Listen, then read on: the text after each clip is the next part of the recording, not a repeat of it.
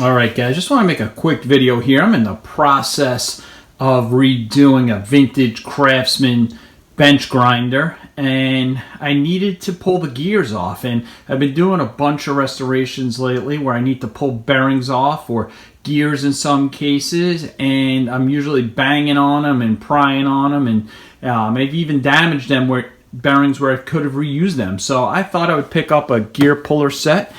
This one is from Harbor Freight, and I'll give you a quick review of it. So if you like tool reviews, you like tool restorations, please hit that subscribe button. Now let's look at this gear puller set from Pittsburgh at Harbor Freight. So like many things at Harbor Freight, there's good things and there's junky things, and I did a little bit of homework on this prior to buying it, and it gets a good amount of stars. I think there's about 116 reviews, and it's well over 4 stars, which is pretty good with that amount of reviews.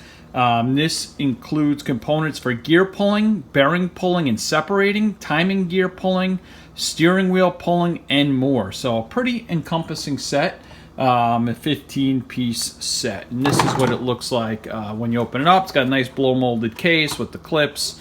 Who knows how long it'll last, but for the amount of times you use it, it'll probably work pretty well. So let's assemble it and see how it works. So like I mentioned, you can configure this for many different applications, and it'll show you actually in the instructions books how to do so. Obviously, if you need to pull gears, or if bearings, that are kind of inside, you could pull them out that way.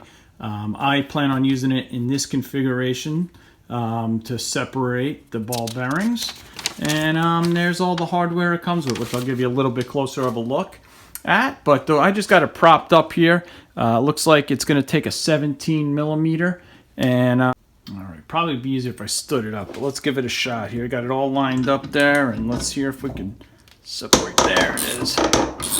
Look at that. Easy peasy.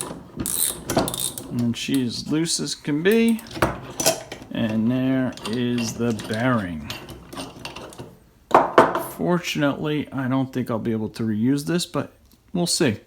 That will be on my video of the restoration. All right, let's try one more. That was so fun. We'll try another one.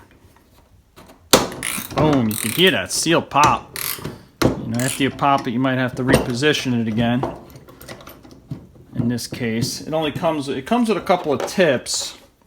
One's pointed and one is flat. I got the flat one in there, obviously. Maybe I should have used the pointed one as I'm digging into it, but I figured the flat would be best on this case. But that being said, that would be something nice maybe if it had different tips. But as you can see, it popped it right off. 1, 2, 3. Let's use it. Look at that.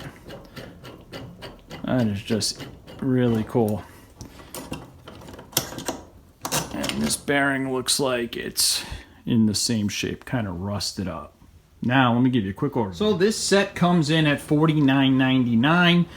It is Pittsburgh, so you could use 20% off, and it would be $40, which is a pretty good price for these. You could check for gear pulling sets on Amazon. They go for $40 plus. And obviously they're made in China as well. So that's what you're going to get for $40. I'm happy with the quality. I mean, I got to tell you, the weight on this is pretty solid.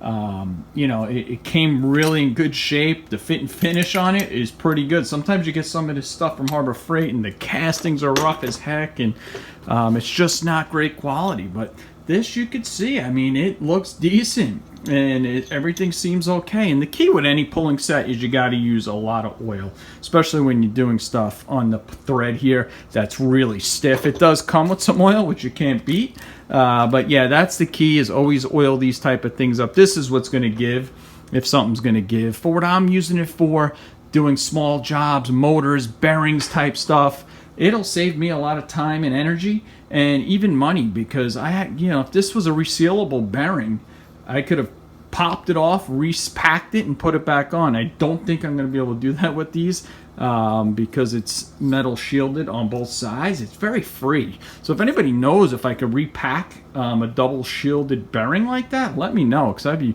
more than willing to do it. They're beautiful USA made bearings. But that being said, hey guys, it's a quick review. Please like and subscribe if you like tool hauls, you like tool reviews, and you like tool restorations. Thanks for watching. And remember, the world has enough guys, so be a man.